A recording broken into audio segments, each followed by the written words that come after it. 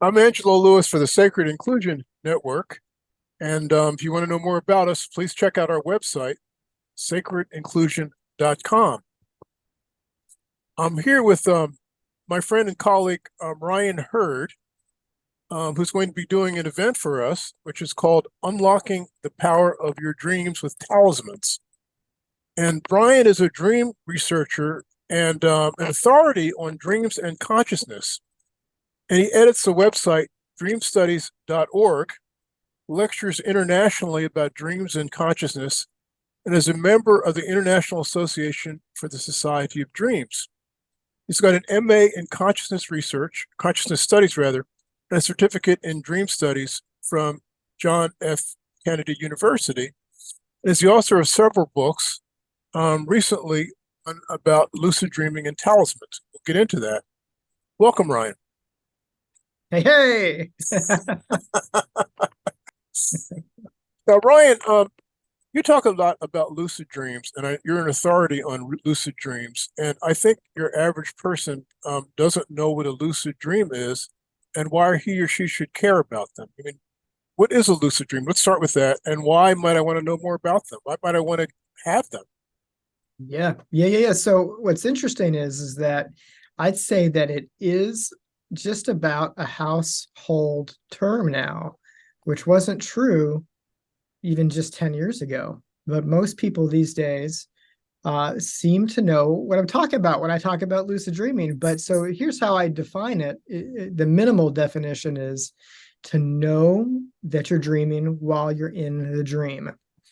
And so it offers up this chance of sort of expansion and choice making when you're in the dream state, when you're safely sleeping in your bed. Well, I mean, this is a country simple question, but many times I'm just concerned about having a good night's sleep, right? And Yeah. the idea of having to do a whole lot of extra stuff to have this thing called a lucid dream, um, even though I've had them, certainly not as frequently as you have, I think it's worth to ask the question, why would I want to have one? So what's wonderful about especially the last, I'd say 15 years of research that's come out of the academy, as well as lucid dreaming practitioners and all of the websites and all the sort of just the immense forum activity of people talking about their experiences is that lucid dreaming is beneficial for us in many different ways. But the primary one is that it's exciting, it's a mood lifter, and when people wake up from them, they generally feel energized and reconnected to their lives. And so it's a way of enhanced participation with our own mythic imagination. And so that's really, I'd say, the primary kind of everyday benefit of having a lucid dream. But there's also lots of new research showing how it's effective clinically as ways for people to combat things such as depression, as well as post-traumatic stress disorder, phobias, anxieties. And so there seems to be a healing component, a psychological healing component, when lucid dreaming is taken on, especially in conjunction with, a caregiver or a healing modality or a spiritual practice. And so in that way, I don't think lucid dreaming stands alone, but it's sort of part of a larger holistic program of self-help and self-development. Yeah, it sounds like it's kind of like making the unconscious conscious in a certain sense. At least that's part of it seems like. Yeah, I love that. That's a great way to frame it, because what we're doing is we're opening ourselves up to our dream life, and it allows us to just observe more, ask questions, and even sort of direct our focus in the dream to go against what might be our first say I guess our reaction to a dream, which might be to run away. Whereas in a lucid dream, if something was scary, I could be like, I'm going to turn around and see what this is and ask a question. What do you want from me? And so we can really actually face what's happening in a dream more readily. It gives us a sense of courage. And often the rewards are beatific in the sense that the dream just says, oh, here you are, and dishes up what's happening energetically or psychologically or creatively. It really just brings it to the fore because we're facing something head on. And so I love that aspect about lucid dreaming, how, and it really does work best when we're meeting the dream halfway, as you say, making the unconscious conscious, as opposed to, say, a perspective of lucid dreaming as a way to just manipulate the dream to have fun, which is, by the way, possible. And some people can do it better than others, especially gamers, by the way. Interesting. Yeah, gamers have a more flexible sense of self. They're used to navigating in virtual environments, and being able to stay on top of all that and take it all in. So gamers, have a different sort of paradigm of existence. And so they have more sort of controlled lucid dreams. And so there's nothing psychologically damaging necessarily about that. But that's not what I like to do with my lucid dreams. And what I teach is more about meeting the dream halfway. That's interesting. You talk about how the sort of tendency is to turn away from what's happening in dreams. And the research I was looking at suggests that most people, many people have kind of negative things which happen in dreams. And it's like they have to wake up and get away from them. And you're suggesting to some extent that, at least in the paradigm of lucid dreaming, it's not about that. It's sort of turning and cooperating with it and maybe having fun with it. Maybe that's the next step. I think always with dream work, there should be a spirit of lightness about it, even when facing the most serious of things. And it is still a dream, it is still in the imaginal zone. And so that's a realm of possibility, past possibility, future possibility. So it's playful by its very nature, even though it can be terrifying. And it can flip relatively quickly. But yeah, dreams often are, come to our attention when they're bad. Most people who don't remember any dreams tend to just remember a few bad dreams. And that's probably how we're wired when we live in a culture that doesn't respect or promote dreaming. And so part of the lucid dreaming culture involves sort of unlearning all of that stuff and being open to dreams and, essentially asking for more dreams, remembering more dreams. And when we do that, we start to remember a lot of really fun, positive dreams as well. Hmm. Well, let me put you on the spot, Ryan. And I know you, since you do this, you have lucid dreams. So maybe you can give us a brief example of what one is, what one looks like. Well, I mean, sure. So I am a lucid dreamer who has the occasional lucid dream when I'm left to my own devices. I used to have many more when I was a young adult. And now it's maybe, say, once a month if I'm not trying to have them. But if I do practices to encourage them, I can basically double or triple that rate. But when I'm just essentially living my life, I might have a lucid dream every once in a while. And I really actually like that. There's times where that's fine and that's enough because I value really all of my dreams, not just the lucid ones. But I did have a lucid dream a couple of weeks ago, and it's just sort of an example of a fun one. It wasn't earth-shattering or anything like that, but I started off in my high school, and I was like trying to get to my locker, trying to remember my high school locker combination. And then like I realized that the hallway was dark and I was scared. And I decided at that point, no, I'm gonna go down the dark hallway. I was not lucid at this point in the dream. I was just dreaming. And so I tried to find a light switch, and found a light switch. It was like way up on the wall, and I had to sort of like do like a basketball jump up to go get it, like like I was trying to sink a basket. And at that point, I became lucid. I don't know what was the trigger, but I realized I was dreaming, and I was like, "Oh, this is a dream. Of course, I'm in my high school. I haven't, been to high school in 30 years. So I in the dream, I went into this room, and there was this beautiful bookcase with these large folio books, like these huge, tall art books, and which just filled me with this sense of joy, because that's one of my repetitive dream images is library books. And I noticed that they were made of glass, right? They were like this beautiful blue glass. And I'm looking deeper into them, and I can see that there's like esoteric sketches there inside, like all these spiritual truths. And I just got this huge feeling of delight and expansion. And I began to just sort of spontaneously dance, because now there was music playing, and it was almost like I was ice skating on the ground, kind of floating above the ground and just moving and dancing. And there was this music playing, and I started to dance, and then started to run, and I ran out of the room, out to this beautiful, huge plaza that was just so expansive, this massive space. And I'm just running and feeling free. And so anyhow, that was Wow. the experience of the lucid dream. It was just this feeling of freedom, of expansion, of joy. And I woke up, from that dream, and that feeling lingered, right, for a couple of days. I just sort of had that feeling linger. So it was really, Wow. I say that was typical. That's a typical experience, right? Something like that.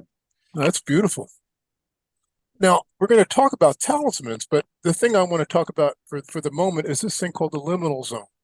Because you talk about them as objects that can help a dreamer navigate the liminal zone, or that's a space between waking life and dreams, basically. Tell me about this liminal life. Why is the liminal zone an important thing for human beings? Yeah, so I frame lucid dreaming as a liminal zone, because it's essentially in between. You've got the dream consciousness, you've got the imagination and the emotional, power of a dream, and at the same time, you have the ability to make decisions, kind of, this ordering kind of consciousness, maybe remember an intention, right? Bring in some memory.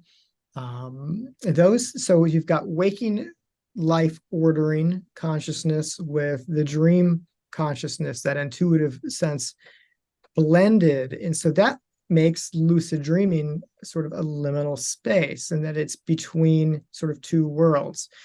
And so it's a wonderful metaphor, because in life, in waking life, we tend not to notice when we move into liminal spaces, often just because we're kind of moving about life in a very entrained kind of way. And so when we move into some like a strange place, or we see something weird that's out of context, we might stop for a second, but then we'll shake it off and we'll move on with our life.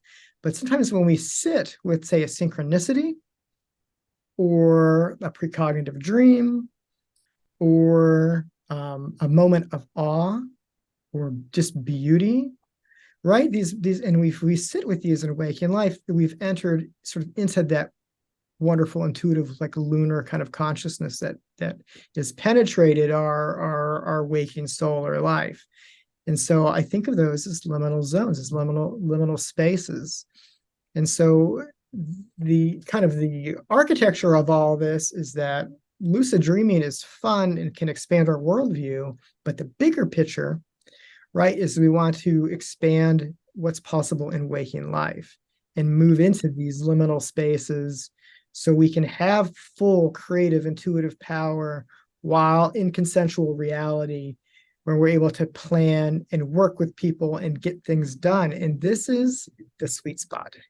Oh, that's interesting. So it's sort of like we might be going through regular life or something, and we're just going through a repetitive pattern, and that's what we do, and we just keep going according to a predictable pathway.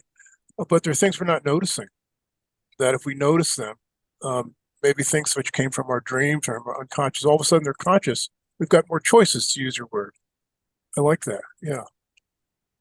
So tell me about talismans. Why might a talisman help us with this? Yeah, so, well, I've always been interested in coins. I collected coins as a child, and then I worked as an archaeologist for about a decade and really learned the in and outs of material culture and how it affects cognition. And all of that was before I really got into dream work. And so I just met somebody, a friend who made coins, and he was like, I'd like to make a dream coin. And it all kind of fell in place rather quickly. I was just like, well, let's make a lucid dreaming coin. And very quickly we created together the art for this and produced a few, about 50 of them. And the idea of the coin was to use it as a way of sort of anchoring an intention for a very specific lucid dreaming practice, which is the practice of doing a reality check. And so there's sort of some background here, but I'll give you the quick version, which is that if you make a cognitive practice of asking yourself, am I dreaming? And then if you test reality and determine, in fact, that this is consensual reality and not a private dream, if you do this multiple times in a day, it creates a habit and you'll do it in your dream life. And then, of course, what will happen if you're doing the test correctly is in the dream, you'll try to verify that this is consensual reality and the test will fail. And you'll say, this is a dream. And so this is a lucid dreaming tactic of some renown. It works best when it's kind of clustered with other lucid activities. But as a standalone, it's sort of one of the most popular, and historically, I'd say probably the strongest one. Carlos Castaneda used a version of this in his book series about looking at your hand and looking away. It was a way of like sort of creating an anchor.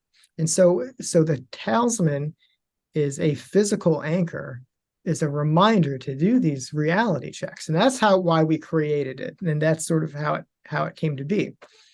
But we quickly realized that the coin could do many other things as well and support the dream life in other ways as well. But the thing is that it worked. Like as soon as we handed these out to friends and started playing around with it, we began having more lucid dreams, and it excited us to have a lucid dream. And so very quickly the concept was verified. So many people are familiar with talismans. Women obviously, well, not necessarily. They don't call them talismans, they just call them jewelry. But people have used talismans for a while. But are you suggesting that there's sort of a history of using it as a sort of a bridge to view other aspects of consciousness, including dreams? So there is a secret history of dream amulets that sort of spans the cultures. Some of them, I think maybe the earliest one I know about, maybe about 2000 BCE out of Syria. The earliest dream amulets were essentially truly amulets in the sense that they had a protective function. And so an amulet is to, basically harnesses celestial powers, however you define them, by some innate quality of a stone or an object for protection. And so these dream amulets were to protect against nightmares, and a certain kind of nightmares called sleep paralysis nightmares. And we see them in 19th century Kabbalistic society. We see them in ancient China. We see them in 19th century Japan. They're all over the place, right? Native American dream catchers are, in a sense, an amulet. And so there's a cross-cultural history of dream amulets that we're very familiar of. And so even if we don't know the history, there's something that we understand about how an object can hold a space and protect a space. And when we set up ritual objects, say in our bedroom, they hold power even when we're asleep. And so we're sort of cognitively entrained for that. And so, that's some of the background of it. But what the talisman does is, beyond an amulet, a talisman is ritually charged and moves beyond protection towards, basically, rather than moving away from something or pushing something away, a talisman gives a power to the wearer. right? And so, in the power that the lucid talisman or any dream amulet can do is that it's charged with your intention about, I want to have a lucid dream, and here's why. And for some reason, that physicality just makes it more palpable, and we become successful. Wow, that's really, really interesting. So as you know, you're going to come and you're going to do this event for us. I'm calling it, this is I don't know if you like the title, but I call it Unlock the Power of Your Dreams with Talismans. What could people expect if they participate?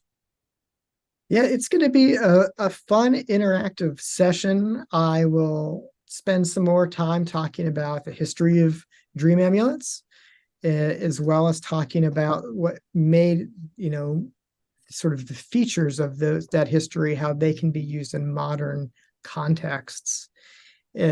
Not just for lucid dreaming, but for bringing more dreams, bringing impactful dreams, learning how to harness this power of intentionality, as I spoke of, basically taking the reins with our dream life, and directing what we want to dream of so we can get some creative perspectives or perhaps even answers too. And so we'll talk about that. We'll do some activities as well, and everyone will hopefully walk away ready to incorporate a dream amulet into their new dream life. I'd be remiss to not to mention that Ryan has a new book about this, and I forget that I'm blanking on the title, but I think it's called The Lucid Talisman. Is that right? That's right. Show the people what it looks like. Yeah, I did. I did get the right. Yeah, yeah. So it's called Lucid Talisman, Forgotten Lore. And it's a thin little book. It's just over 100 pages, but it's just power packed with the activities and the perspective of how a talisman can ritually enhance your dream life as part of a spiritual or holistic self-help program. And this is one of four or five books that Ryan has written. But in any event, this event will take place on August 19th, 11 o'clock Eastern Standard Time. There'll be a link in the show notes, and I'm really looking forward to it. I have read your book a couple of times, and I'm glad you told me you only have these once a month, because I was beating myself over the head. Why can't you get there, Angelo? What's wrong with you? So now I can relax a little bit more and come into a little bit more organically. In any event, Ryan, I'm really looking forward to August 19th, and thank you for being my guest today. Yeah, I'm looking forward to it.